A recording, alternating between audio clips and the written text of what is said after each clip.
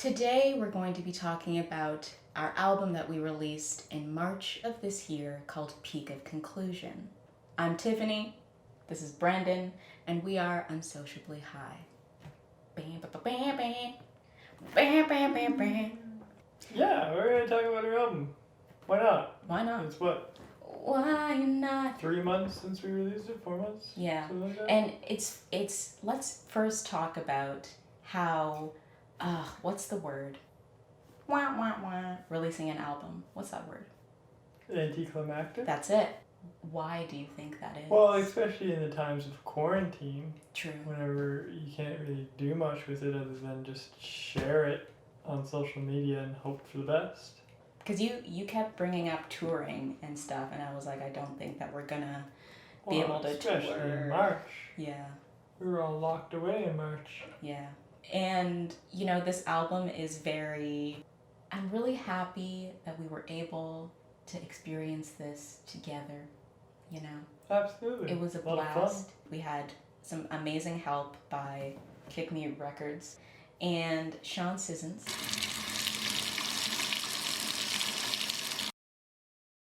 First of all, the concept of an album title. It's a tough one.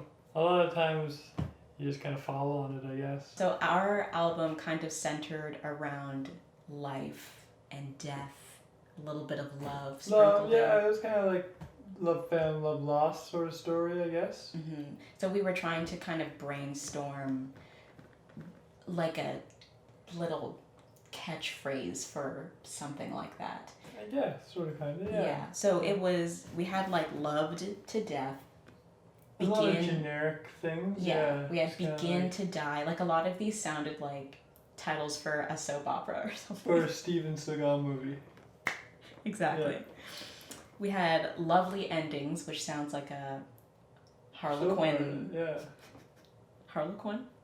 Harlequin? Like the romance novels.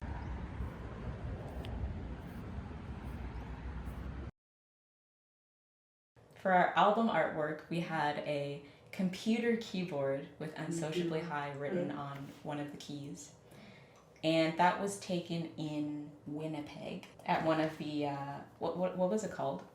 Exchange District? Yes. First Friday of every month in Winnipeg, artists in the Exchange District, selected artists, will open their doors to their shops and these galleries and stuff like that, and it's a real fun time. Yeah, so some really cool stuff, including that beautiful yellow computer keyboard. That entire room was like color-coded magic. It was golden for like weird dark photos of chemicals but super colorful labels. It was like, It's like, here's a chemical that will kill your children, but it has super bright, friendly colors on it. And a little child playing with it as the picture. is this a chubby or is it poison? Yeah.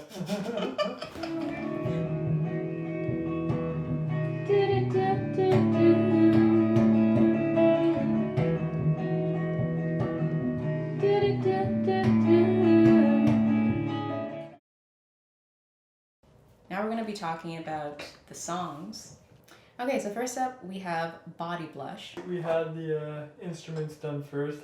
We wanted it to be kind of like a full production song, and then whenever we originally played it, they were kind of like, hey, that's really cool if you just kept it acoustic and stuff like that. So we did. And then recording it, we actually did that one kind of like a live off the floor. There was very little, editing involved in that. Basically what you heard was us that was a full performance of it. I did not come prepared to sing that day. Yeah, you came prepared to sit and watch me play guitar. Yeah, so I was bit of a shock. doing whatever, basically, and then Stefan was like, yo, Yeah, it'd be cool yo if we girl, did, yeah. you should sing today. And I was like, oh my god, this is my first time recording ever, and I did not warm up. Here we go. And I like the sound of how raw and like light in a dark room it sounds. It's a song about love and happiness, but then it has kind of like this eerie, dark tone to it. I was on a family vacation and I didn't want to be there. And so I was just in the back of the van coming up with lyrics, and then I brought it home to you. Yeah. And I remember the name came from someone. I said something to you and you went, "Oof, you make my body blush."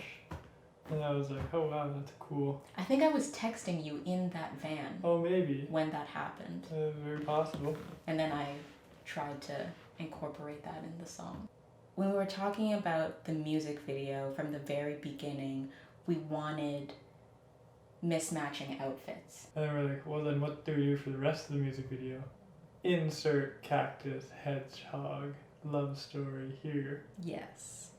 And that was inspired by a card that we got from an artist named Justina. Yeah, I know that we wanted it to be kind of pink and bright and just like... Colorful. Yeah. Fun. Heartwarming. Mm-hmm.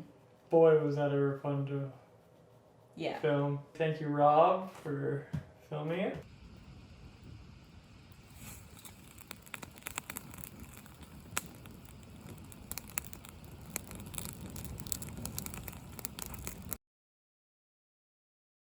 Moving on to the life now. Did I write the lyrics for that? You did, because, you know, the situation was happening, yes, to us, but to you, and you really wanted my input on it, but I was like, this is you. This is you, baby. And the lyrics were written about an old beach that we lived near as kids, and my mom and I would used to go there, and we'd lie on the dock. You know, there's a dock out there that you'd swim to. And she would always lie there, and we'd lay there together, and she'd always go, "Ah, isn't this the life?" Did she say that one time, or was it multiple Oh, times? a bunch of times, and she'd always remember that too. She'd always bring that up later on in life, kind of being like, "Remember when we would just lie at the beach and go, isn't this the life?" And we'd be like, "Yeah, that's pretty nice." So cute. I really like the bridge in that song. And we watched. It's nice. And I really like what we did recording-wise with that, how it kind of, like, it's a really cool, I like the song. It's a little funky, a little poppy. It hits that, like, effects section where it just sort of all washes back a little bit. Yeah, it's quite nice. So we actually filmed the Off the Floor a couple of weeks before your mom passed away, because it would have been impossible to do it on the day that it happened. Agree? Right, yes. You're like, what do you... Yeah, like back whenever we kind of first started. Mm-hmm. Yeah, we did sort of like a little live video of just you and I singing and playing in your bedroom. The birds tweeting. That's it. Yeah, we had to, kind of sort of unfortunately saw that one coming. Yeah. And then filmed it ahead of time so that we released it on the day of, kind of thing. Remember when we were at the cottage and we were singing it, and then she came out and she heard it for the first time? That might be the only song she ever heard of ours. Yeah. Yeah. Mm-hmm. Speaking in still monotone ways, searching for a place that you call safe, silence in the car, cold energy. Next one is Cold Energy. A lot of people really like this one. They do? I believe. I think so. Okay, because it's... I liked it. I think it's one of my favorites. It turned out really cool, I think. Yeah, there was one day where it was just... Like, it was obviously hitting you the entire time, but this specific day was just like, I was a little grouchy or something. You were still you, but it was like a totally different version of you that I had never seen before, and you were trying to play guitar and... Yeah, I do remember just kind of like, playing the same thing quite a lot of times. Like, you know, the literal line in it is... replaying notes as a punishment. Yeah. I really like what Sean did with the build-up to that third... in the third verse. Mm-hmm. Yeah, it was... Yeah, we doubled up the third chorus there, and the third verse built up. Just like boom, boom, boom, boom, boom, boom, boom. Just the face, whenever you see them, like, front on, they're so funny. Like... Unexpected. Did the instrumental come first? No. I don't think so, yeah. I think you had the whole thing written. I was like, what do you want it to sound like? And you're like, I like this. And then we worked on it and sort of played this and that and that and this. But I was in my room one night. I got high. back when I used to get high all the time. Good times. And I'm sitting on my bed, and I was like, I'm going to write about the relationship where I got dumped. And how it was something that all along I knew was going to happen. But in a way, I didn't. So it was like unexpected. Boom, boom, boom. Boom, boom, boom. Yeah, so like you're naive about it. Yeah. Anyway, that's what the song is about. I got dumped and it sucked. And this is for all the people who got dumped. But also, if you get dumped, try and do some like inner work and be like, why did I get dumped? That's the next song. Grow on it. Yeah, it was a cool song instrumentally as well. We played it a bit faster than we were expecting to play it. Again, I think a lot of people really like this song as well. Seemed to a lot of people shared it quite a bit, which was unexpected. Bouncy bass line going along with the guitar and stuff like that. Really love that chorus. The bridge part I've always thought was super cool. I love the bridge. Bum, bum, bum, bum. Yeah, I remember for that one, I could not get the timing at the beginning of the song right, because it would just start off like, wow. Right. And it would start. I'd be like, there's no intro. Yeah.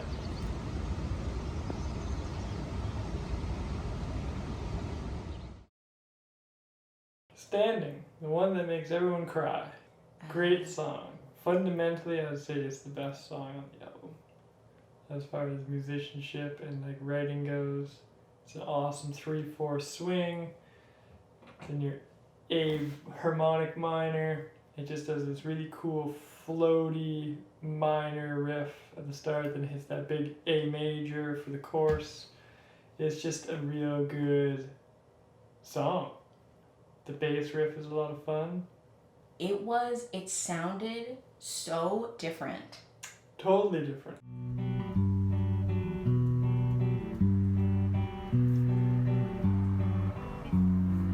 To what it is Totally now. different. And you like brought that to your guitar teacher. Oh yeah, he helped me on it a bit, and then like, you and I worked on it so much. And I was apprehensive about the bass line coming So in, and much it was of it, because yeah. it changed like so much. Yeah, again, really love the bridge of that song where it hits sort of like the 4/4 over top of the 3/4 and gives it that super weird like light floaty snow falling effect, and then back into like the dun dun dun dun, and we wanted that kind of like the pa pa pa pa pa pa, almost like military-esque drumming at the start, and then into the smooth. And that was the first time Sean ever used brushes on the drum kit, I think. Do you want to describe what brushes are to people? Brushes, so you have a stick or you have a brush, and the brush gives it that like kind of sound, opposed to a ping, ping, ping, ping, ping, ping. And you'd spin the brush around and use the other end and stuff. He was a master of the brush. Got it. He was born to brush. Yeah, that was the first song that we changed the vocal recording style. Something about putting headphones on your ear and hearing yourself and the music at the same time was just, it's so weird. Busy. It's a lot you happening. could hear yourself, you could hear every imperfection, so you're like super cautious about it, yeah. Exactly. Versus just singing.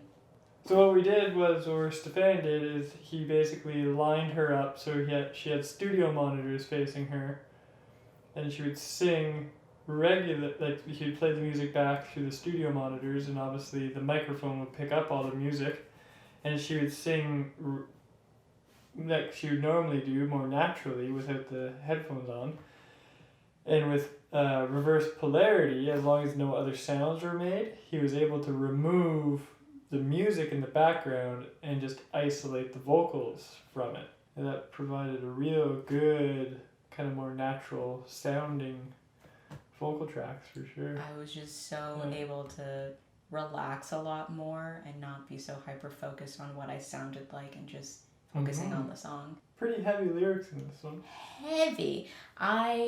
You and I and a few other close people are the only people that know the true meaning of the song, but it can be interpreted. Will they know today? No. But it can be interpreted. In multiple different ways.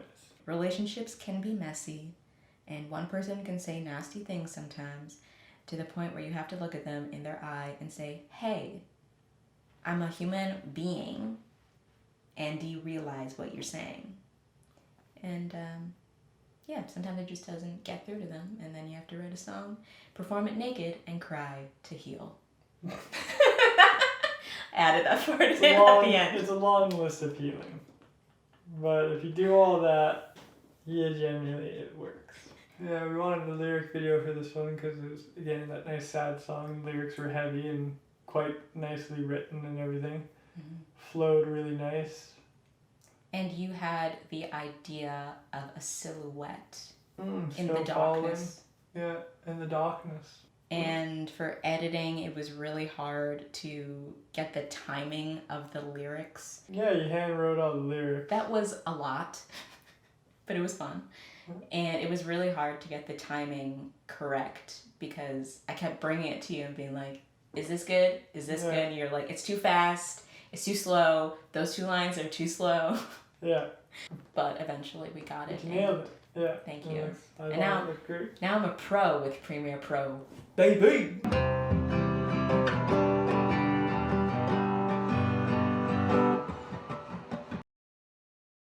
Blue. Blue. Oh, you got 2 left. When I remember. I want to start off by saying I love this song.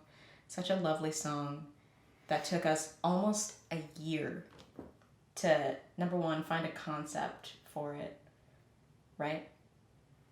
I guess so, yeah. We had like the music written for a while. We always kind of liked it. And we were like, well, what do we do with it though? Because I remember you wrote on a blue piece of paper, Right. and it was like hospital bed or something, and it just didn't really flow properly. Sure.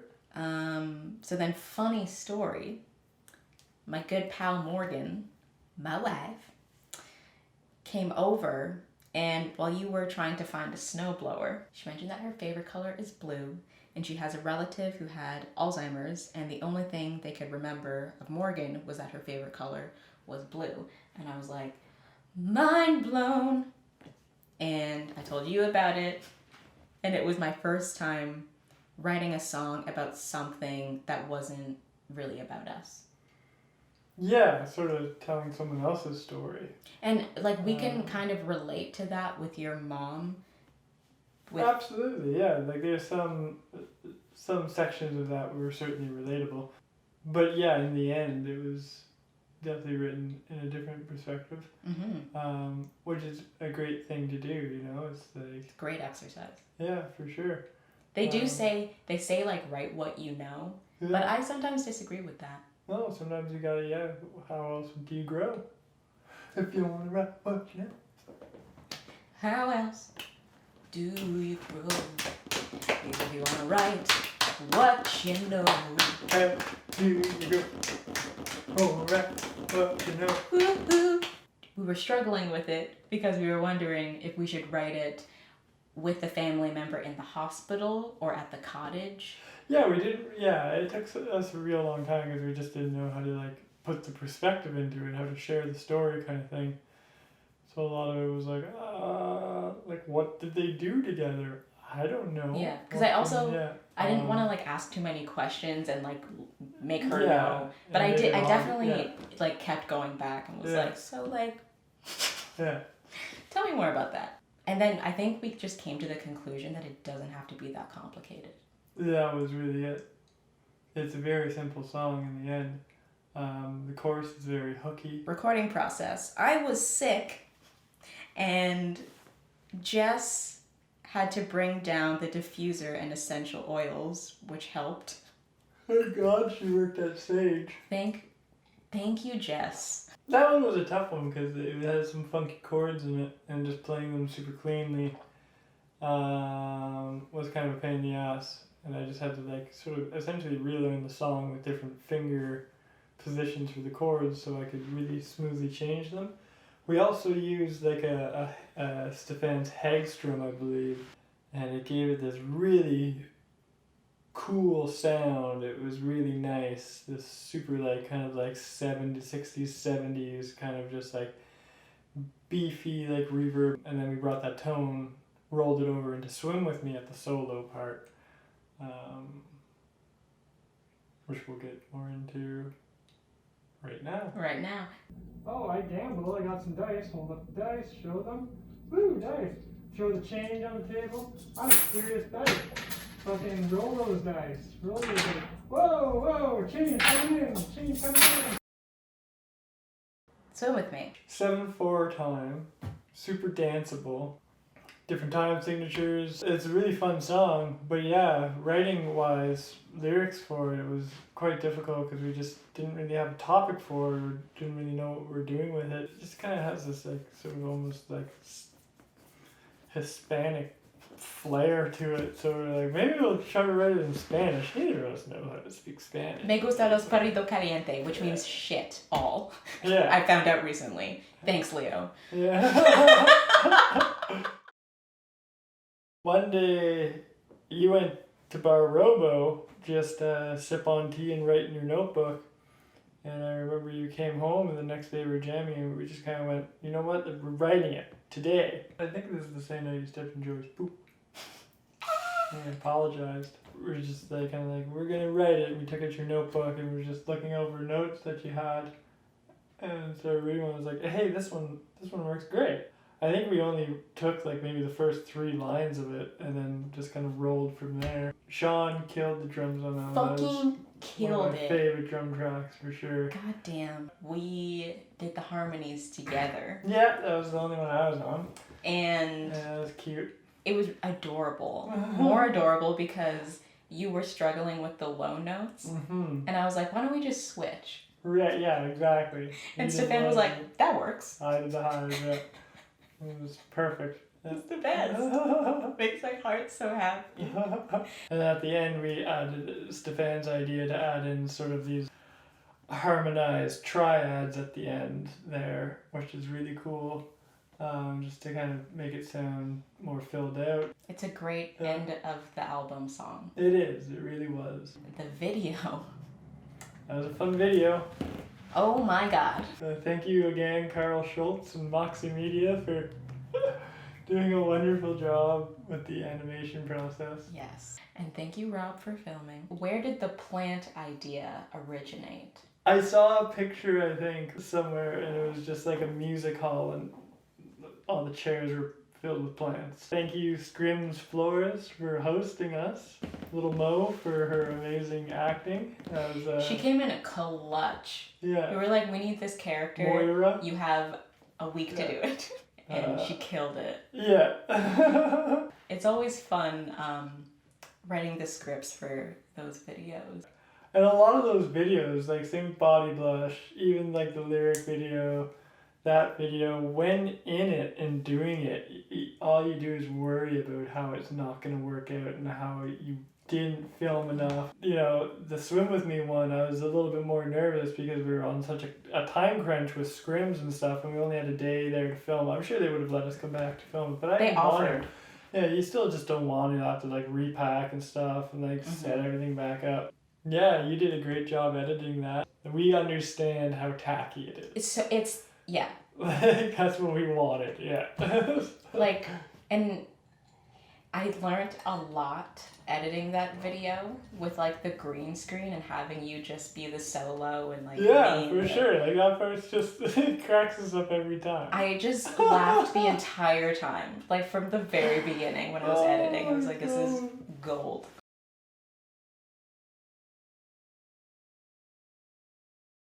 Thank you so much for joining us and listening. If you listened all the way to the end, thank you so much for your support and for streaming and buying the album. And we hope that you stick around for more stuff that we will be releasing in the near future. Stay high, San Diego.